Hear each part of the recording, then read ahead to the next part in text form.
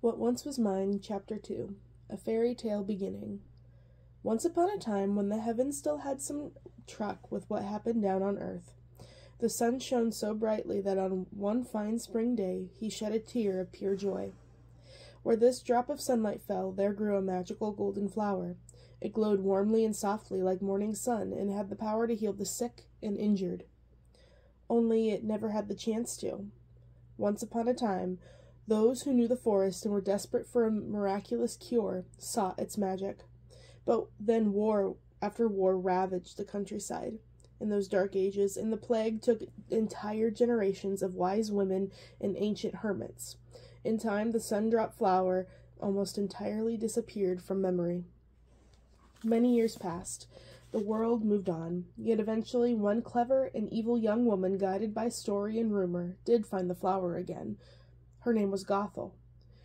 She could have done many things with the magic. She could have become a great healer, or at least a highly sought-after physician who tended the rich and royal. Instead, she kept the flower entirely to herself, using its magic to halt her aging, allowing her to remain eternally young. 100 years went by. There was peace again in the land. King Frederick and Queen Ariana, fair and wise beyond their years, ruled their kingdom well. And just like in so many fairy tales, they had everything they could ever want, except for a child. While this was, of course, distressing to the king and queen, the lack of an heir also unsettled the good people of the kingdom.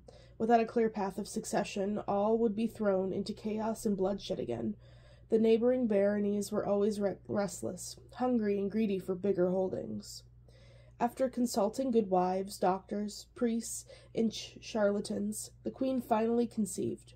There was at first great rejoicing in the castle, but sadly, as happened all too often in those once-upon-a-time days, she grew sick as time drew close, and seemed likely to die. Once again, the king and queen called upon good wives and doctors and priests and charlatans, and it was one last old crone who remembered the story her great-grandmother had told her about the secret of the sun-drop flower.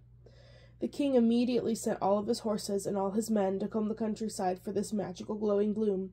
Each night from dusk until dawn, every able-bodied citizen was drafted into the search, willingly, because the king and queen were good and their people wanted them to be happy, willingly, because all wanted an heir and no return to the chaos of the previous centuries, willingly, because there was a mighty reward. And so the flower was found, and a tisane made to soothe the fevers of the ailing queen. She soon recovered and bore a beautiful baby girl, and all across the kingdom they celebrated, ignorant of the mistake they had made. For it was not the sun-drop flower that a newly rich peasant had found. It was the blossom of the moon-drop.